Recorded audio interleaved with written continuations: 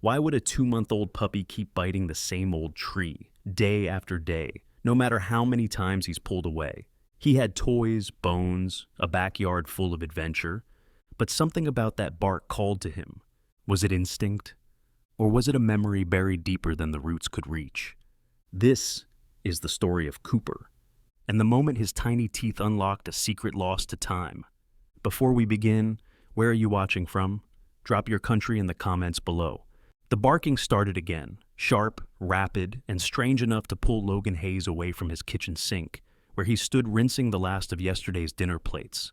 He looked out the window into the foggy backyard of their new home in Maple Hollow. There, near the old fence, his 2-month-old golden retriever puppy was at it again, paws planted firmly, teeth sunk into the base of the same oak tree he'd been obsessed with since they moved in. Logan blinked. "You've got to be kidding me," he muttered. Cooper looked ridiculous and determined at the same time. Small and clumsy, all fuzzy limbs and oversized paws, he was a classic golden retriever pup. Barely 8 pounds, his soft honey-colored fur sticking out at odd angles, as if always caught in a breeze. His ears flopped when he moved, his tail wagged as though it were powered by its own engine, and his eyes, warm, round, and far too expressive, glimmered with something close to urgency as he bit and clawed at the tree. He was panting now, bark chopping through the wet wood, oblivious to everything else. Logan grabbed a towel, wiped his hands, and stepped onto the porch. The morning air was heavy with mist, and the trees beyond the fence were barely silhouettes in the haze. The neighborhood still felt unfamiliar, and even though it was early fall, the chill carried the promise of a long, gray winter. "Cooper," he called out. "Hey, buddy, what are you doing?" The puppy didn't stop. He didn't even flinch. Logan exhaled and made his way across the damp grass, his boots sinking softly into the earth. As he approached, Cooper let out a growl so low it almost sounded like a question. Logan crouched beside him. "Seriously, dude?" He reached out and scratched behind the puppy's ears, but Cooper didn't even glance up. His teeth were fixated on one particular strip of bark, now frayed and flecked with tiny bite marks. Logan's brow furrowed. The tree looked no different than it had 2 days ago, or 10 years ago, for that matter. It was an old oak, thick-trunked and knotted, a survivor of many seasons. 5 other trees filled the yard, but only this one caught the puppy's attention. Only this one drew him in, like a magnet. The screen door creaked. "He's doing it again, huh?" a soft voice asked. Logan turned. Ava stood at the edge of the porch in mismatched pajamas, a sky blue top with a faded unicorn, and gray sweatpants 3 inches too short. Her dark curls were pulled into a lazy side ponytail, and she held a worn sketch pad against her chest. At 8, Ava was tall for her age, but impossibly light on her feet. Like her frame never quite grew into her spirit. Her skin was warm brown like her mother's, her eyes deep and still. Since the accident, she rarely raised her voice. She rarely asked for anything. But Cooper was an exception. "He won't let it go," Logan said. "It's been every day." Ava stepped into the yard barefoot, kneeling beside Cooper and resting her hand on his back. "Maybe there's something inside the tree," she said quietly. Logan gave a soft laugh. "Like what? A squirrel army?" She didn't answer. Instead, she watched Cooper intently. He paused, looking up at her for a moment, tongue lolling, tail swishing gently before returning to his chewing. "Maybe he hears something we don't," she whispered. Logan stood up and looked around the yard. The house they had moved into 3 weeks ago stood on the edge of town, surrounded by woods, silence, and slow-moving days. It had a wraparound porch, creaky floors, and a kitchen too small for comfort. But it was safe. And more importantly, it was nothing like Philadelphia.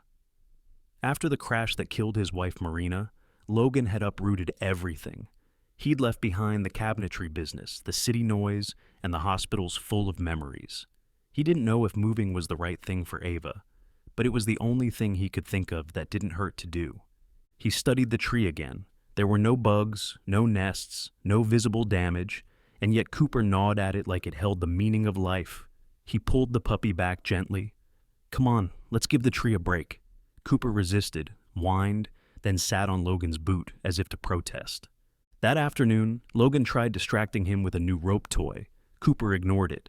He tried peanut butter, squeaky balls, an old shoe. Nothing worked. The puppy's eyes kept drifting to the oak. By sunset, he was back at it again, gnawing and digging, dirt caking his paws.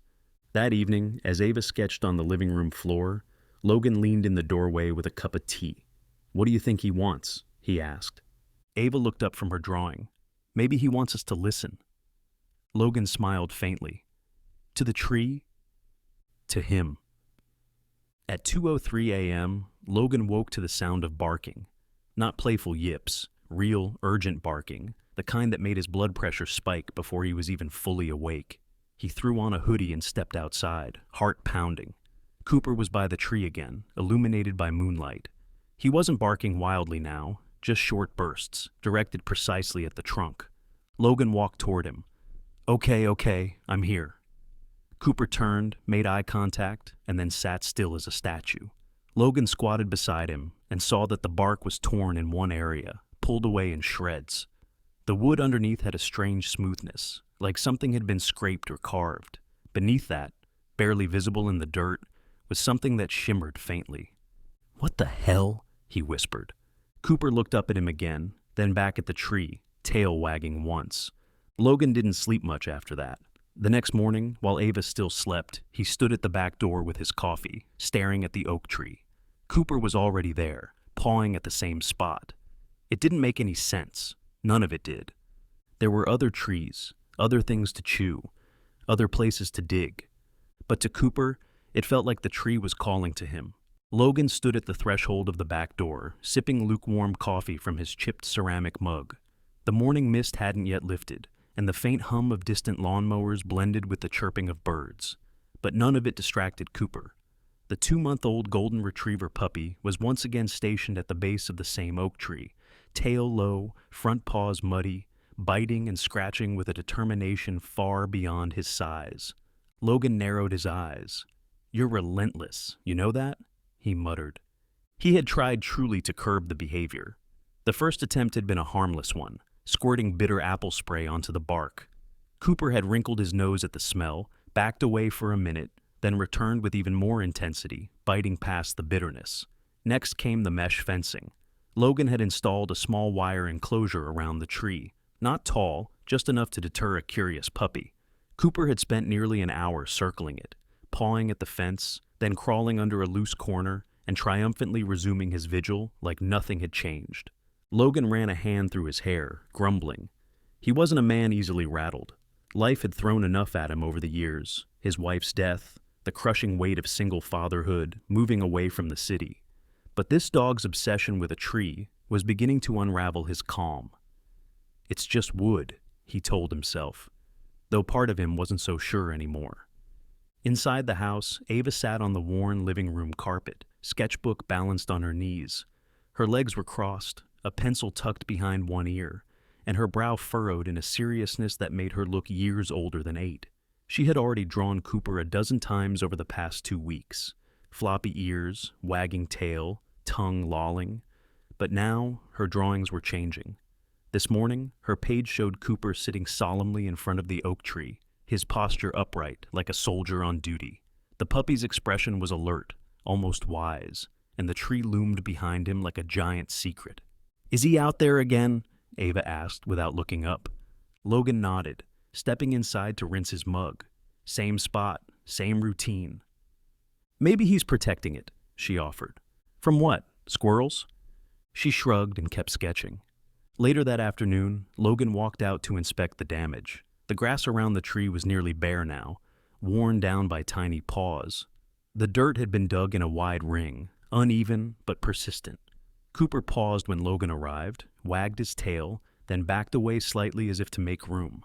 Logan knelt and touched the exposed bark. Something stopped him. He looked closer. In the center of the trunk, just above the dirt line, the bark had been worn away. Not just by Cooper's teeth, but in a shape far too neat to be random. The exposed wood underneath was smoother than it should have been, the grain interrupted by the faintest curve, like a notch. He pressed his thumb to it. It didn't give, but it felt intentional. He stood and called for Ava. She came running in her oversized hoodie, sketchbook still in hand. "What is it?" she asked. He pointed. "Look at this. Doesn't it seem cut?" She squinted. It's like someone carved it on purpose. Exactly. They both stared at the tree in silence. Cooper sat between them, panting. That evening, as the sun dipped low and the backyard filled with the golden light of late October, Logan leaned against the porch railing and watched Cooper curl up beside the oak. He hadn't barked once since that afternoon. He just lay there, head resting on his paws, gazing at the trunk. Ava came out with a blanket wrapped around her shoulders. "Can I stay out here a little while?" Logan nodded. "Sure, you cold?" She shook her head, but he fetched another blanket anyway. They sat together, watching the shadows grow longer. "Do you think the tree is hiding something?" she asked. Logan didn't answer right away. The thought had been forming all day. The shape under the bark, the unnatural cut, the puppy's unwavering attention. "I don't know," he admitted, "but it's not normal, and Cooper's trying to tell us something." Ava tilted her head. "What if it's a box, like one of those treasure boxes in books?" Logan chuckled. "You think we've got buried treasure in our backyard?" She smiled for the first time that day. "Could be." Night fell and Cooper was finally coaxed inside with a treat. Ava went to bed after brushing dirt off her knees, and Logan sat at the kitchen table, staring out the window. The moon cast a soft glow over the yard. The tree stood still, unmoved by the day's attention, yet somehow not entirely quiet.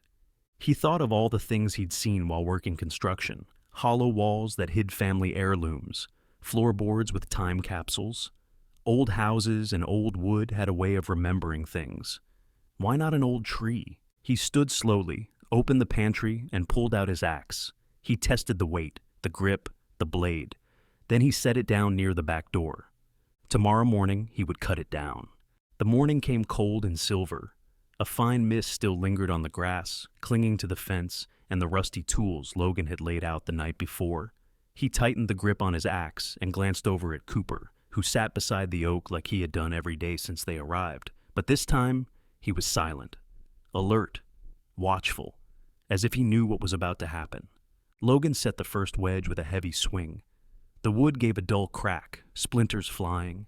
Ava stood at a distance, wrapped in her thick blue hoodie, arms crossed. She hadn't spoken since coming outside, but her eyes never left the tree. When Logan paused to wipe the sweat from his brow, she offered him a bottle of water without a word. Swing after swing, the wedge deepened. The smell of fresh wood mixed with earth, and with every strike, Cooper inched closer, his tail stiff. When the final cut was made, Logan stepped back, heart hammering. With a groaning snap, the tree cracked at its base and toppled with a deep thud, shaking the yard.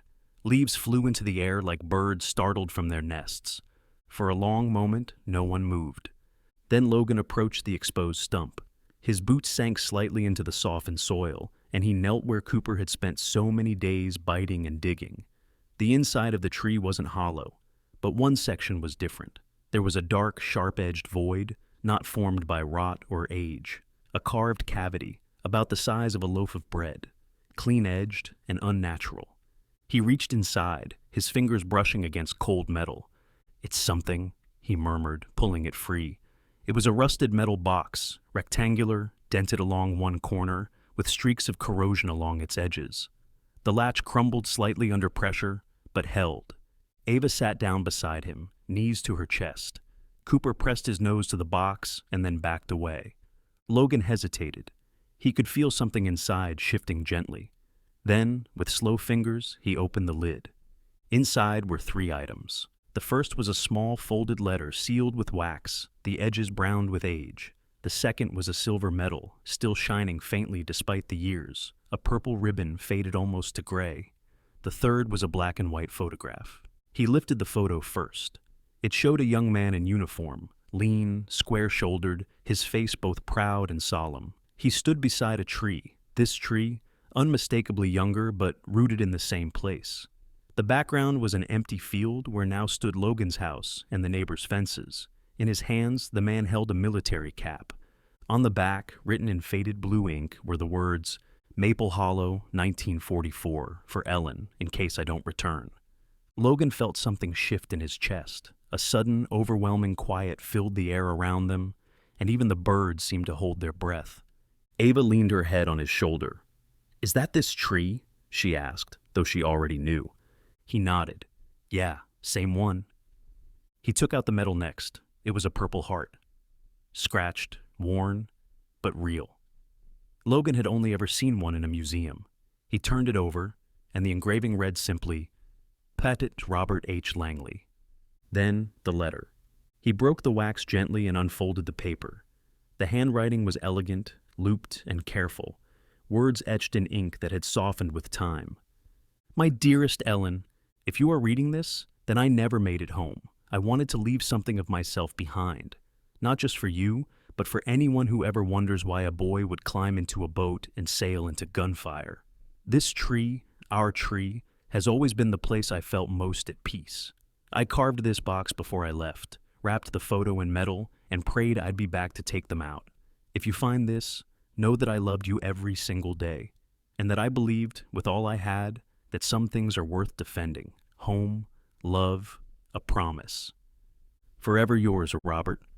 By the time Logan finished reading, Ava had tears in her eyes. Cooper laid his head on her lap and closed his eyes. A long silence followed. Logan looked down at the open box, the medal, the words of a man who had not returned, but had somehow still found his way home. For the rest of the day, Logan barely touched his tools. The tree lay across the yard, its roots exposed like bones, but the air had changed. He could feel it. Not lighter, not heavier, just more sacred. In the afternoon, a knock came at the front door. A young man in his early 20s stood there, hands in the pockets of a red delivery jacket, holding a clipboard. His name tag read, Eli. Sorry, he said, blinking at the giant tree now split across the backyard. Is this 142 West Sycamore? Logan nodded, still dazed. I've got a package, some old documents transferred from a lawyer's office upstate, for Logan Hayes. Logan took the envelope, signed, and thanked him. Eli smiled awkwardly. Nice dog, he added, nodding toward Cooper, who had padded up behind Logan, tongue lolling. Yeah, Logan said softly. He's special. The morning after the discovery, the world felt quieter, like the sky itself had paused to honor what had been found beneath the oak. Logan had placed the rusted metal box on the mantel above the fireplace, beside a framed drawing Ava had done of Cooper. The box looked strangely at home there, as if it had finally returned after a very long journey. Ava hadn't said much that morning. She moved slowly, carefully, as though she didn't want to break the weight of the memory still floating through the air. After breakfast, she wrapped the photo of Robert Langley in a soft cloth and slipped it into her hoodie pocket. Where are you headed? Logan asked, washing dishes at the sink. She paused. To see Mr. Ray. Logan raised an eyebrow. Ray from next door? She nodded. He doesn't talk to anyone, kiddo. I know, she said quietly, but I think he'll talk to me. Ray Whitmore had lived in the little greenhouse next door since before Logan and Ava moved in. He was a man in his 80s, tall but slightly hunched, with broad shoulders that still hinted at strength, even as time had softened the edges.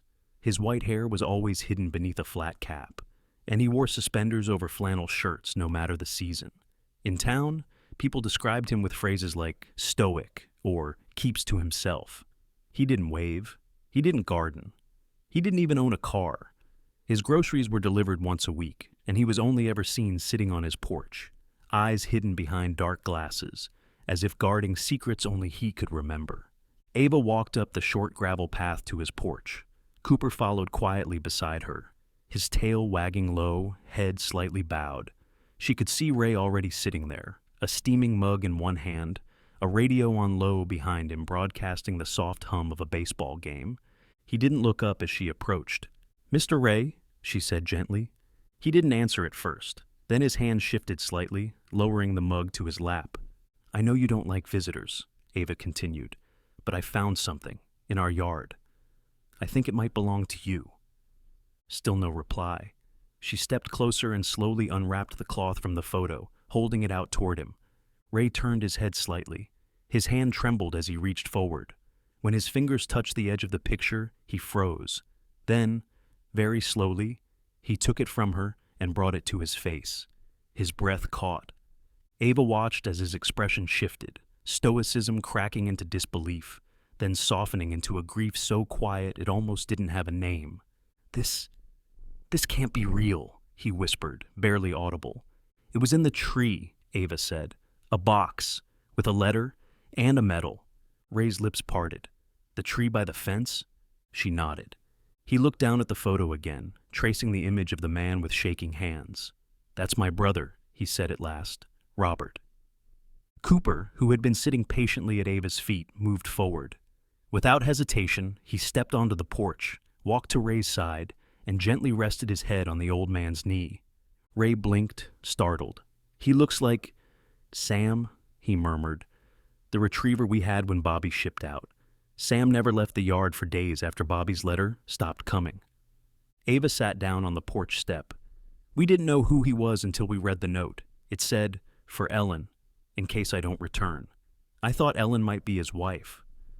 Ray's jaw tightened. He removed his glasses, revealing pale blue eyes clouded with time and emotion. Ellen was our neighbor, he said slowly. He loved her since they were kids. They used to sit under that tree every summer. He carved his initials into the trunk, promised he'd come back. But he never did. He was quiet for a long time after that. Ava didn't speak. Cooper didn't move. I was only 11 when he left, Ray finally continued, his voice brittle. Mama never stopped hoping, but we never got a body, no dog tag, nothing. We got a telegram that said, missing in action, that's all. He held the photograph with both hands now, pressing it gently to his chest. His lips moved silently, as if mouthing a prayer. A breeze moved through the trees. A bird chirped once, then fell silent again. Ray reached into his shirt pocket and pulled out a small leather-bound notebook. His hands shook as he flipped through the pages, then paused. He pulled out a folded slip of yellowed paper, a receipt for a metal engraving from 1944. He stared at it for a moment, then handed it to Ava. My mother had this made after they told her he was gone, he said, but it never came. I think he took the medal with him to France. Ava looked at the receipt, then back at the man beside her. She had never seen Ray cry, never seen him speak more than 2 words to anyone.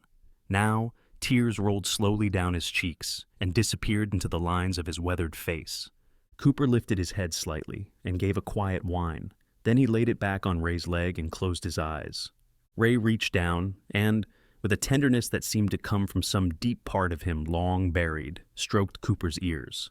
Good boy, he whispered. Good boy. The following afternoon, the Hayes living room turned into a quiet corner of shared grief and unraveling memory. Ray sat in the faded armchair that Logan had pulled closer to the fireplace. The rusted metal box sat open on the coffee table, beside a tray of black coffee and peanut butter crackers Ava had insisted on serving. She sat cross-legged on the rug, sketchbook abandoned at her side, while Logan leaned on the edge of the armrest, watching Ray with quiet patience. Ray's face looked older in this light, creased by time, but also by something else, remorse. The photograph of Robert still trembled slightly in his hand as he stared at it like a ghost come home. He wasn't like me, Ray said finally, his voice scratchy but sure. Robert was softer, kind. Always had a pencil behind his ear and paint on his fingers. Logan frowned. He was a painter? Ray nodded. A good one. He'd sit under that oak for hours sketching the fields. Ellen would bring him lemonade and lean over his shoulder like she could see the same beauty he did. The two of them, they didn't belong here. Not really. This town was too small for dreams like theirs. Ava leaned forward slightly. What happened to Ellen? Ray smiled sadly. She waited for years, but eventually she married someone else. Moved out west, I think. I don't blame her. After that telegram came, there was nothing left to wait for. Logan tapped the rim of his coffee mug. And the medal? The letter? He must have carved that box before he left, Ray said, looking back down. He was always building little hiding places as a kid. When I was older, I searched the attic, the basement, even his notebooks, but never thought to check the tree. Mama died thinking he had just vanished, and I let the world go quiet. The silence settled again. Cooper wandered into the room and curled beside Ray's feet. The old man absent-mindedly reached down and stroked his soft fur. This dog, he murmured, he's got something in him, like he knows things no puppy should. Later that evening, Ava sat at the kitchen table with her laptop, her fingers flying across the keyboard. Logan looked up from the sink, wiping a plate dry. Homework? Kind of, she answered. I emailed Miss Hawthorne. Logan raised a brow. Your history teacher? Ava nodded. She's got a database from the Veterans Archives. I sent her Robert's name and the photo. Maybe there's something more. The next day, Miss Hawthorne called. Her voice over the phone was brisk but kind. Ava, you've sent me something unusual, she said. Robert H. Langley, Private, U.S. Army, enlisted in '43. According to the military record, he was assigned to the 101st Airborne, last seen in France during Operation Market Garden. Did he... Ava hesitated. There's no confirmed death certificate, just a status, missing in action. What's odd is there's a note added in, 47, presumed dead. No remains recovered. That's not uncommon. But this line caught my eye.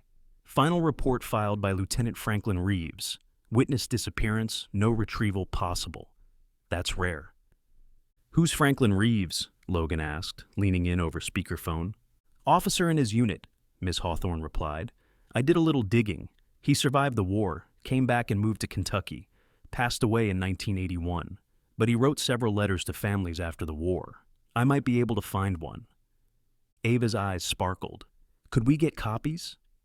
I'll try, Miss Hawthorne said.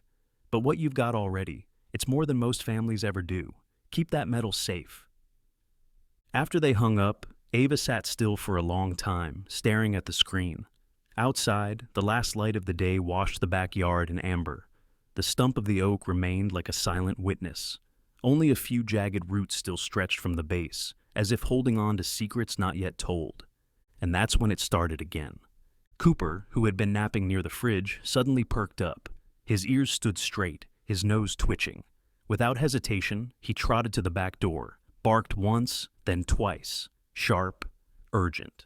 Logan opened the door, puzzled. What now, boy? The puppy darted out and made straight for the stump.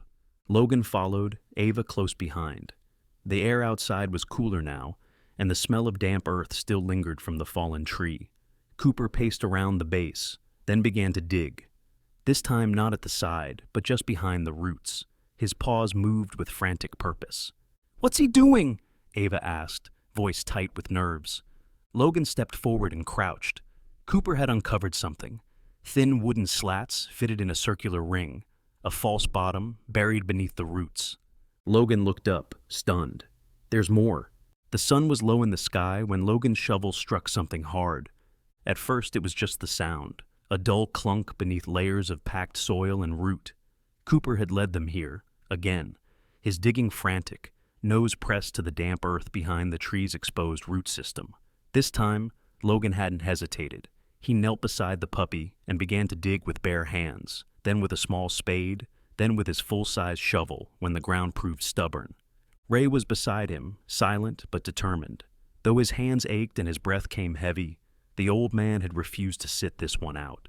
A pair of old canvas gloves hung loosely over his large hands, and his faded gray flannel shirt clung to his back. He looked older than ever, but his eyes held something fierce now. Purpose. Ava sat on the porch steps with her sketchbook in her lap, watching them dig in the slanting light.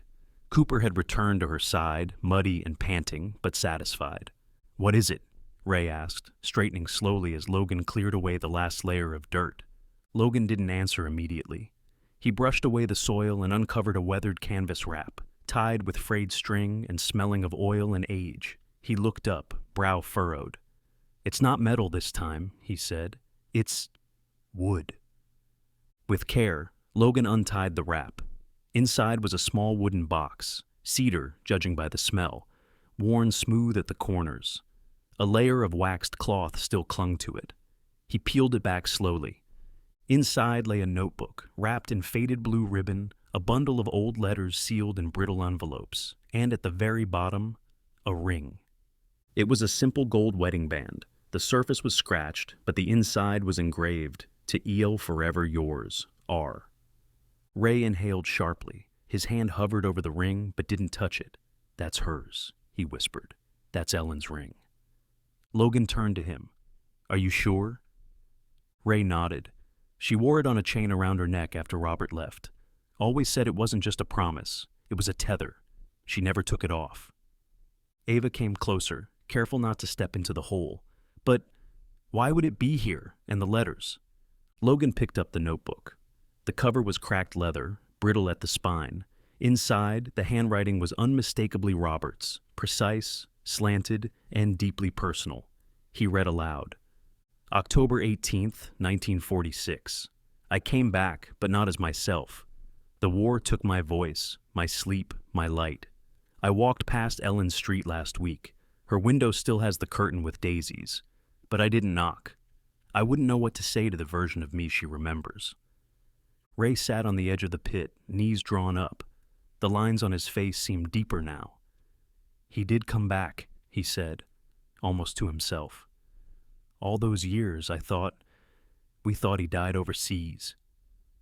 Logan flipped the pages slowly. The journal spanned nearly a year, short entries filled with longing and guilt, sketches of trees, rivers, sometimes Ellen's profile in pencil, drawn from memory. One entry read, I buried the ring today, the one she gave me before I left. I don't deserve it. I wanted her to have closure, not carry the weight of a ghost. Ava picked up one of the unopened letters, holding it like glass. They're all addressed to Ellen. Ray rubbed his eyes with the back of his sleeve. He wanted to send them. Maybe he couldn't. Logan read another line aloud from the journal. They say I was lucky to survive, but I didn't, not really. I died somewhere in the Ardennes. What came back was a man who couldn't speak to the woman he loved. The air grew still.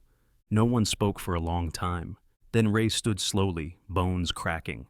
All this time, he said, all this pain because he thought he was broken beyond forgiveness. Logan placed the box gently on the grass. He left all this to be found. Ava looked up. By who? Ray looked down at Cooper. The golden retriever pup was lying beside the notebook now, resting his chin on the edge of the cedar box, calm and watchful, the same posture he had held each time before something was discovered. By whoever needed to finish the story, Ray said, by someone with a heart still open. The day of the ceremony dawned warm and still, with sunlight slanting gently through the early mist. In the backyard of Logan's home, something sacred stirred in the breeze. Where once stood a towering oak tree, now only soft earth remained, newly turned soil, carefully raked, as if the ground itself had been prepared to begin again. Ava stood at the center, her little hands cupped around the roots of a young oak sapling. The tree was no more than 4 feet tall, its tender leaves trembling in the light wind. She wore a white summer dress, her hair braided with strands of ribbon, and a determined look on her face that gave her the air of someone older than 8. Beside her, Logan adjusted the small wooden plaque he had carved the night before. It was simple but precise. The letters burned in clean lines. Robert and Cooper's tree, where memory rests. A few neighbors gathered in silence, most of them unfamiliar to Ray, who sat in a chair with a blanket across his knees. Though thinner now and slower to stand, Ray's eyes were alert, blue and unclouded. He wore a neat button-down shirt and dark trousers, the same kind he had once reserved for church, and around his neck he wore the very chain that once held Ellen's ring, now with the ring returned, resting against his chest like a heartbeat found again. Next to Ray sat Eleanor Green, the town's museum curator. She was a tall, elegant woman in her late 60s, with silver hair pulled into a twist, olive skin, and a quiet poise that filled the space around her. She had a love for stories, particularly those that time had nearly erased, and she'd insisted on preserving Robert Langley's journal and medal in the museum's new Maple Hollow Memory exhibit. I don't normally take items without military confirmation, Eleanor had said when Ray offered them 2 days prior. But this isn't about war. It's about return. Logan stepped forward to say a few words. He wasn't a man of speeches. His voice was calm, hands in his pockets, beard trimmed, shoulders broad under a clean flannel shirt.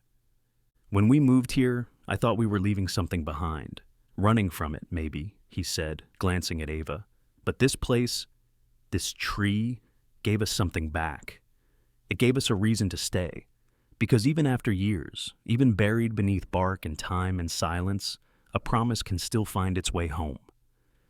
Cooper lay curled near the base of the new tree. Now, 3 months old, the golden retriever pup had grown, though he still had that oversized paw clumsiness and soft, honey-colored fur. He watched the people around him with quiet contentment, head resting on his front paws, his eyes half closed in the way of dogs who have done what they were born to do. After the ceremony, the small crowd lingered to share quiet words. Logan brought out lemonade and a tray of butter cookies Ava had made with her neighbor, Mrs. Halbrook, a sweet and slightly forgetful woman in her 70s who wore floral dresses and always smelled faintly of rose soap.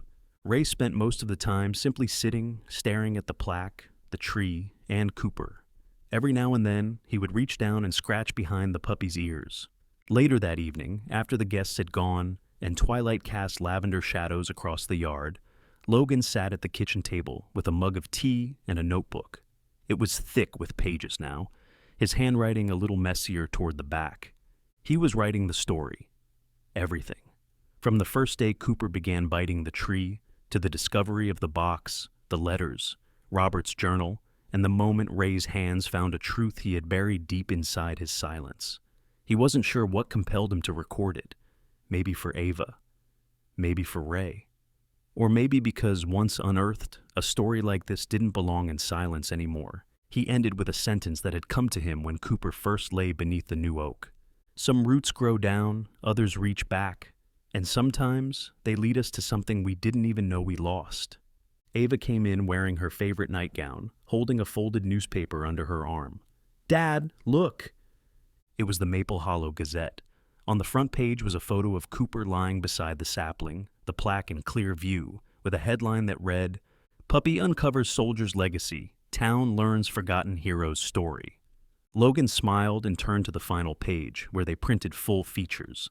A small letter had been printed there. It was from a woman named Carol Whitmore, Robert Langley's niece, living 2 states away. She'd seen the article shared online by the town's Facebook group and wrote to say thank you. "My mother never knew what happened to her brother," the letter read. "She passed in 2009, but I believe somehow she knows now.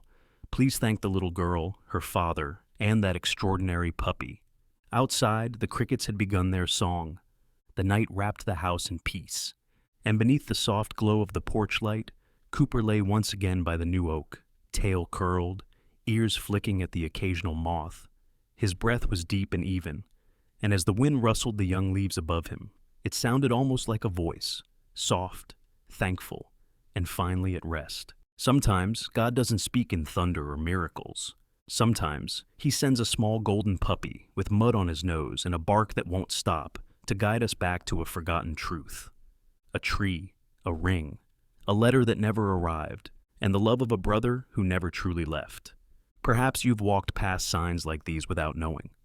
Perhaps right now, there's something small nudging at your heart, a memory that wants to be honored, a wound that longs to be healed. This story reminds us, nothing is ever truly lost when God is still writing the ending.